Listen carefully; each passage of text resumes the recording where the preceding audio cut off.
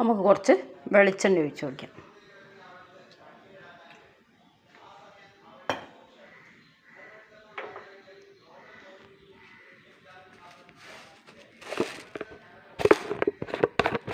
രണ്ട് കടുകും കൂടി ഇടാം. ഒരു 1/4 സ്പൂൺ കടുക് ഇട്ടു.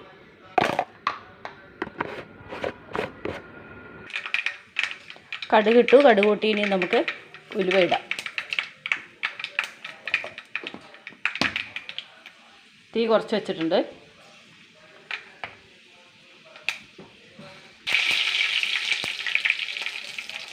കറിവേപ്പില ഇട്ടിട്ടുണ്ട്. ഇത് ഇഞ്ചി, ഉള്ളി, ചെറിയ ഉള്ളി ചതച്ചതാണ്. ഇത് നമുക്ക് ഇതിലേക്ക് ഇട്ട് കൊടുക്കാം. ചെറിയ ഉള്ളി, ഇഞ്ചി, വെളുത്തുള്ളി ഇത്രയും ചതച്ചെടുത്തതാണ് നമ്മൾ. ഒക്കെ എണ്ണയിലിട്ട് കൊടുത്തു. കടുകിട്ടു, ഉലുവയിട്ടു. അത് കഴിഞ്ഞിട്ടാണ് നമ്മൾ വെളുത്തുള്ളി, ഇഞ്ചി, കുഞ്ഞുള്ളി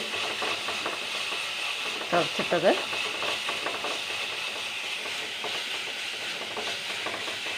അധികമൊന്നും വഴണ്ട് വരണ്ട.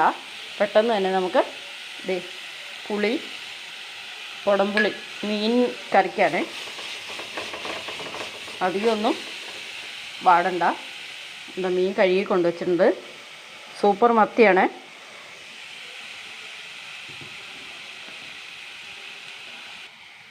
ഇതിലേക്ക് നമുക്ക് മുളക് പൊടി ഇടാം. 1 സ്പൂൺ മുളക് പൊടി ഇട്ടു.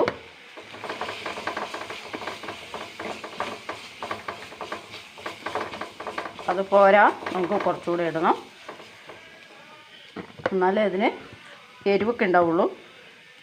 1/2 സ്പൂണും കൂടെ. അപ്പോൾ 1.5 സ്പൂണ് നമ്മൾ മുളക് പൊടി ഇട്ടിട്ടുണ്ട്.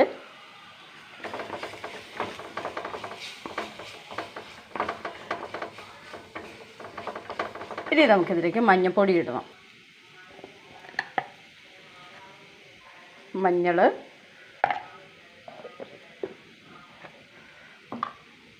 ഇതൊന്ന് ഇളക്കാം.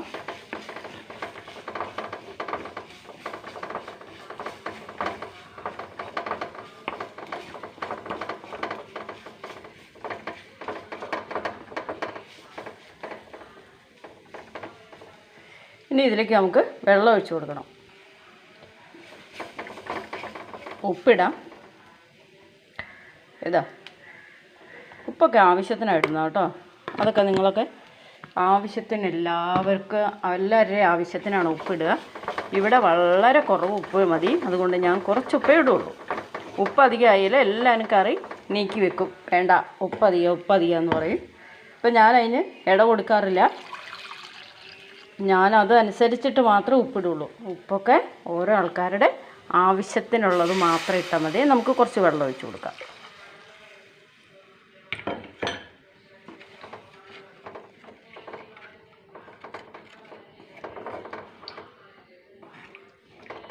ഉപ്പ് ഇട്ടു. ഇനി ഇതൊന്ന് കുറച്ച് വെള്ളം കൂടി ഒഴിച്ച് കൊടുത്തിട്ട് തിളയ്ക്കണം.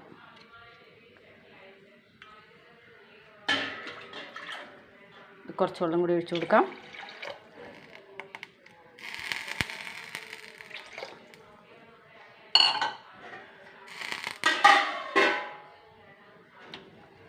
ഇനി ഇതൊന്ന് ചൂടായി വരട്ടെ.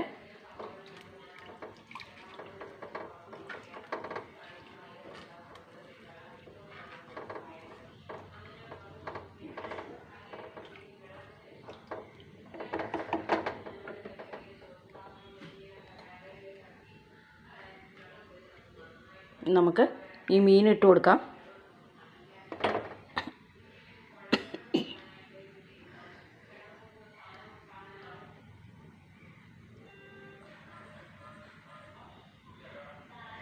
നല്ല വൃത്തിയാക്കി കഴുകി കൊണ്ടുവന്ന് വെച്ച മീനാട്ടോ. ഉപ്പൊക്കെ ഇട്ട് നല്ലോണം തേച്ച് കഴുകി എടുത്ത് വെച്ച മീനാണ്. ഇത് നമുക്ക് ഇട്ട് കൊടുക്കാം. ഇത് മെല്ലെ ഇങ്ങനെ തിളച്ചോളും.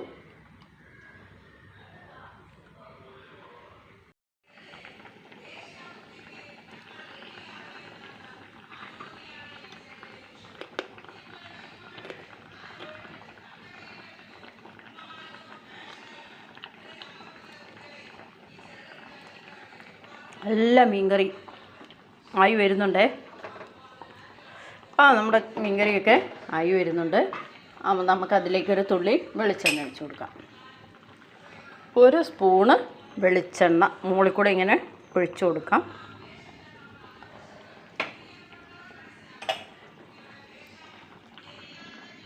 അപ്പം നമ്മുടെ മീൻകറി റെഡിയായി. വെളിച്ചെണ്ണ ഒഴിച്ചാൽ പിന്നെ മീൻകറി റെഡിയായി.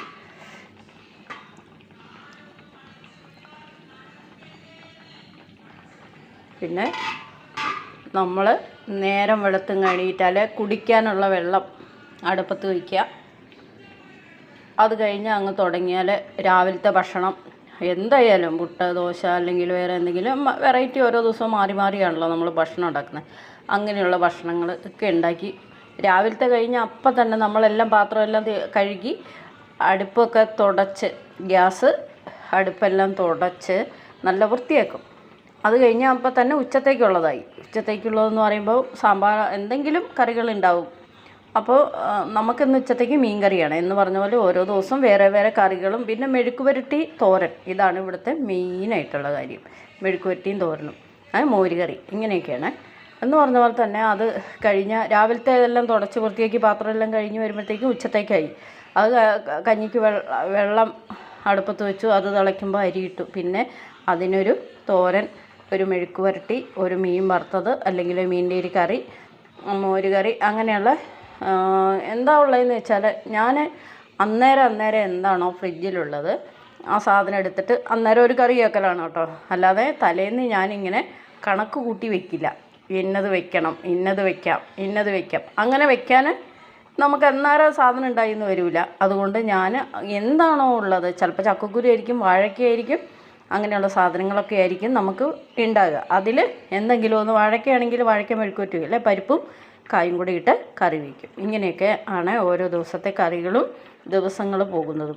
അത് കഴിഞ്ഞ് നമ്മൾ ഉച്ചത്തെ എല്ലാം കഴിഞ്ഞ് കഴുകി പെറുക്കി അവർക്ക് ചോറും എല്ലാം കൊടുത്ത് അതിൻ്റെ കാര്യങ്ങളൊക്കെ ആയി അവർ ഉച്ചയ്ക്ക് വിശ്രമിക്കുന്നു. അപ്പം നമുക്ക് അലക്കാനുണ്ടാവും, തുണി കഴുകാൻ, അതുപോലെ തന്നെ നമ്മുടെ കാര്യങ്ങൾ നമുക്ക് കുളിക്കാൻ, നമ്മളെ ഉള്ള കുറേ കാര്യങ്ങൾ, നമ്മളെ സ്വന്തമായിട്ടുള്ള കാര്യങ്ങളുണ്ടല്ലോ, അതുണ്ടാവും. അതും കഴിഞ്ഞ് നമ്മൾ വരുമ്പോഴത്തേക്കും ചായയ്ക്ക് സമയമായി. ചായ വിശ്രമമില്ലാത്ത ഒരു ജോലി എന്ന് വേണം പറയാൻ, അല്ലേ? അടുക്കളയിൽ ജോലി ചെയ്യുന്ന എല്ലാവരുടെ വീട്ടമ്മമാരുടെ കാര്യമായാലും അതുപോലെ തന്നെ വീട്ടമ്മമാർ തന്നെയാണല്ലോ വേറൊരു സ്ഥലത്ത് പണിക്ക് പോയാൽ ജോലിക്ക് പോകണ വീടുകളിൽ ജോലി ചെയ്യുന്നത്. ഇവരെല്ലാം ഒരു വീട്ടമ്മയാണ്, അല്ലേ?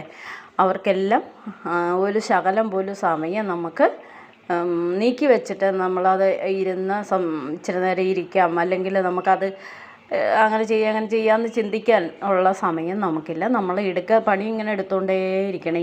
ഏത് സമയം നമുക്ക് ഉണ്ടാവും എന്തെങ്കിലും പണികൾ, ജോലികളുണ്ടാവും. ഒരു വീട്ടിലെ പണിക്കൊക്കെയാണെങ്കിൽ ബാത്റൂം കഴുകാനുണ്ടാവും, തുടയ്ക്കാനുണ്ടാവും, അടിച്ചു വാരി തുടച്ച് ബാത്റൂം കഴുകി മിറ്റമടിച്ച് എല്ലാം നമ്മൾ ഈ ഭക്ഷണം ഉണ്ടാക്കുന്ന പണീൻ്റെ ഉള്ളിൽ കൂടി തന്നെ നമ്മൾ ഇതെല്ലാം ചെയ്യണം. ഈ ചെയ്യുന്ന കൂട്ടത്തിൽ എന്തെല്ലാം ചെയ്താലും ഒരു നിസാര ഒരു തെറ്റ് എന്തെങ്കിലും ചെറുത് മതി, അപ്പം തന്നെ അവർക്കത് പറയാനുള്ള ഒരു കാര്യമുണ്ടാവും. അപ്പം നമ്മളൊരു വീട്ടിലെ ജോലി ചെയ്യുമ്പോൾ നമ്മൾ നമ്മുടേതായ വഴക്ക് കേൾക്കാതിരിക്കാൻ വേണ്ടി നമ്മുടേതായ കുറേ മര്യാദകൾ നമ്മൾ പാലിക്കാനുണ്ട്. നമ്മൾ ആ മര്യാദയൊക്കെ പാലിക്കുമ്പോൾ അവർ നമ്മളോട് ഫുൾ മാന്യത എന്നല്ല, എപ്പോഴും നമ്മളൊരു വേലക്കാരി എന്ന് പറഞ്ഞാൽ ഒരു വേലക്കാരി തന്നെയാണ് വീട്ടിൽ, അല്ലേ? നമ്മളൊരു വീട്ടിൽ പണിക്ക് പോയാൽ വേലക്കാരി തന്നെയാണ്. നമ്മളതിൻ്റെ കറക്റ്റ് സമയത്ത് നമ്മൾ ഭക്ഷണം ഉണ്ടാക്കുക. ആ ടൈം ടേബിൾ നോക്കിയെന്ന് പറഞ്ഞാൽ നമ്മൾ ഏത് സമയം നോക്കിയാണ് ഇവിടെ ഭക്ഷണം. ഇവിടുത്തെ കാര്യം പറയുന്നതാണ് ഞാൻ. ഇവിടുത്തെ കാര്യം പറയുകയാണെങ്കിൽ 6 മണിക്ക്, വൈകുന്നേരം 6 മണിയായാൽ ഞാനിവിടെ ഉണ്ടെങ്കിൽ ഭക്ഷണം അമ്മയ്ക്ക് തെറ്റി കൊടുക്കാറില്ല. ഞാൻ 6 മണിക്ക് തന്നെ ഭക്ഷണം ഉണ്ടാക്കാൻ വേണ്ടി 4 മണിക്ക് എല്ലാം ഉണ്ടാക്കി പെറുക്കി പരത്തി, ചപ്പാത്തിയൊക്കെ ആണെങ്കിൽ പരത്തി കുറച്ച് നേരം വെച്ച് പരത്തി എടുത്ത് നമ്മൾ ചുട്ട് അതിനൊരു കറിയൊക്കെ ഉണ്ടാക്കുമ്പോഴത്തേക്കും 6 മണിയായി പോകും. അങ്ങനെ 6 മണി വരെ നമുക്ക് കറി ഈ ഭക്ഷണത്തിൻ്റെ പണി തന്നെ ഉണ്ടാവും. ആ ഭക്ഷണത്തിൻ്റെ പണി 6 മണിക്ക് അമ്മയ്ക്ക് കൊടുത്തു കഴിഞ്ഞാൽ എനിക്ക് സമാധാനമായി. അപ്പം ഞാനും കഴിക്കുകയാണെങ്കിൽ കഴിക്കും, ഇല്ലെങ്കിൽ കുറച്ച് കഴിഞ്ഞ് കഴിക്കും. എൻ്റെ കഴിക്കൽ നിർബന്ധമില്ലാത്തൊരു കാര്യമാണ്. എന്ന് വെച്ചാൽ ഞാൻ ആ കഴിക്കുന്ന കാര്യത്തിൽ അത്ര ശ്രദ്ധിക്കാറില്ല. എൻ്റെ ഭക്ഷണത്തിൻ്റെ കാര്യത്തിൽ തീരെ ശ്രദ്ധിക്കാറില്ല. ഞാൻ എന്താണെന്ന് വെച്ചാൽ എനിക്ക് ഷുഗർ ഉള്ളതുകൊണ്ട് ഞാനിങ്ങനെ ഇച്ചിരി വെള്ളമൊക്കെ കുടിച്ച് അല്ലെങ്കിൽ ഒരു കാപ്പിയോ ഒക്കെ എന്തെങ്കിലും കഴിച്ച് ഇങ്ങനെ പോകലാണ്. ചെറിയ ഭക്ഷണങ്ങൾ മതി എനിക്ക്. ഒരു ദോശ കഴിച്ചാൽ തന്നെ അത് ഉച്ചവരെ അതിനപ്പുറം വരെ എനിക്കുണ്ടാവും. പിന്നെ എനിക്ക് എപ്പോഴാണ് കഴിക്കാൻ തോന്നുന്നത് ആ സമയത്താണ് ഞാൻ ഭക്ഷണം കഴിക്കുള്ളൂ. അങ്ങനെയൊക്കെയാണ് എൻ്റെ കഴിപ്പ്. അപ്പോൾ ഇന്നത്തെ വീഡിയോ ഇത്രയൊക്കെ ഉള്ളൂ. അടുത്തത് നമുക്ക് അടുത്തൊരു വീഡിയോ കാണാം. ബൈ. എല്ലാവരും ലൈക്ക് ചെയ്യുക, ഷെയർ ചെയ്യുക, സപ്പോർട്ട് ചെയ്യുക, വീഡിയോ കാണുക. ബൈ.